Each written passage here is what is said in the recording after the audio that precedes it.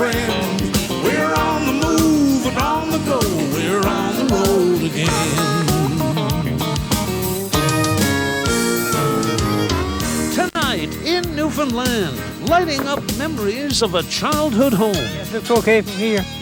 Just where I lived here. This is my house here. In Nova Scotia, we meet a fifth-generation bell maker. Some teamster is going to have those bells and be proud as the dickens of them. Two hands now. And in Calgary, we travel up, down, and around the world with the Yo-Yo Champ. We're on the move, we're on the go, we're on the road again.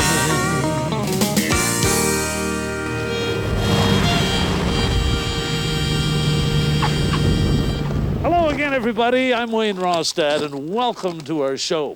I haven't had one of these in my hands in years, a yo-yo. Now, I used to be pretty good at it. Used to walk the dog, do the sleeper, all those things. But I'm out of practice.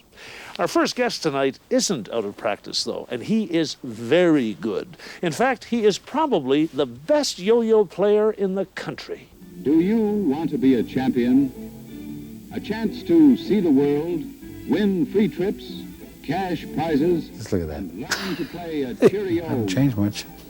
Just look at that. Yo-yo in 1946. You could buy one for 25 cents. My goodness. That's back 50 years ago. Wow. And just a walk in the dark. Yeah. Well, if you don't know how to do it, I'll show you how to walk. Let's go walk the dog. Here we go, Willie. Hey. Two hands. We go back to two hands. 50 years after it all started, Dick Moffat is still spinning his yo-yo magic. Watch this one very carefully. This is called a roller coaster. At age 70, he's supposed to be retired. But every once in a while, he just can't resist getting out there to play the yo-yo game. I like performing and being part of it. Rock the baby in the cradle. Look at that. See that there? You can do those tricks as just tricks. People get bored at you. But if you put a personality behind those tricks, if you want like this, then you can have a lot of fun with people. For Dick, the payoff is the same as it's always been. Play the yo-yo game, and they'll stop and watch and laugh in delight. Fabulous. Back in 1946, Dick was just another kid fresh out of the Navy and looking for a job. About the only skill he had to fall back on was his boyhood talent for playing the yo-yo. My brother and I, my twin brother and I, we became the champions of Calgary. We used to go out to 3 or 4 contests a night. And we won. We won our sweaters. We won anything they had. We took it. And so the kid said, hey, I'm not envying them. 2 guys are going to enter, so. When the Cheerio people came looking for a demonstrator, one half of the notorious Moffat twins signed on. Oh, I only thought I would skylark for just in Canada, basically, just for a year maybe, just to go across Canada and have a little fun. But Dick's little skylark was only the beginning. By 1955, Dick and his new bride, Betty, found themselves in New York City. While native New Yorkers were slogging through one of the heaviest blizzards in memory, the kid from Calgary was just getting warmed up. The 50s yo-yo fad had reached its zenith, and TV, live TV, wanted a piece of the action. In March of '55, Dick and his new partner appeared on the original Today Show with Dave Garroway. Live TV is live TV. There's no taping or anything. You're on there. It's been a while, hasn't it? You guys look great. And then Steve Allen grabbed the boys for The Tonight Show. I'm impressed. Steve came out and he says, now, when you go on, he says, no advertising, no advertising. This is strictly a yo-yo show. The show is what you can do with the yo-yos. Okay, we all agreed.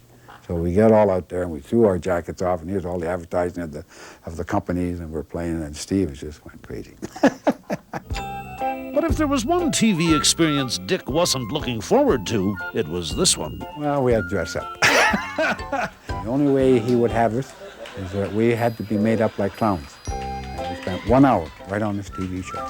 We got him to play a little bit, and it turned out pretty good. Captain Kangaroo.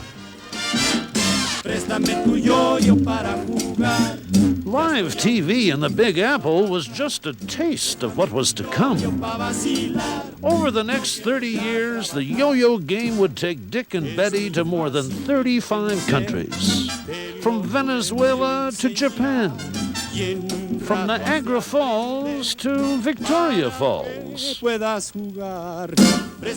the Cape of Good Hope to Lapland.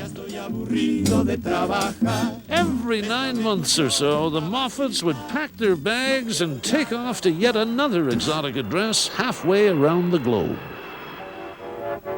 This exhibition features Dick Moffat and Larry Sayre, World Yo-Yo Champions.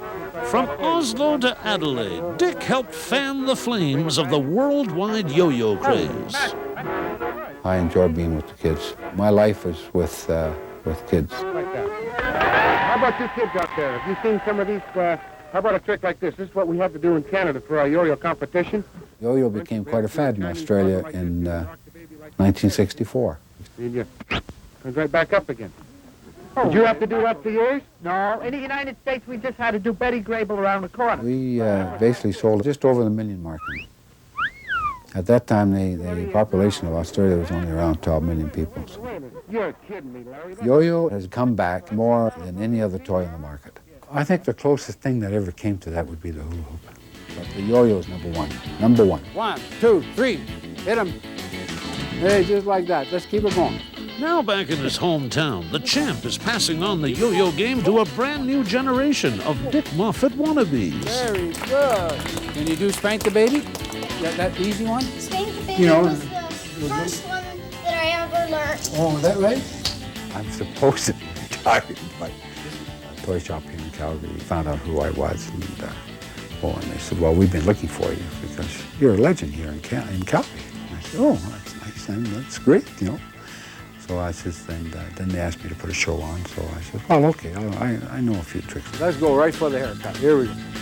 It seems unlikely in these high-tech times that a humble pocket toy will ever again reach the heights it did in Dick's heyday. But you never know. Remember, Dick Moffat figured the yo-yo game would be over in a year or two, and that was half a century ago. Baby, that's good. Yeah!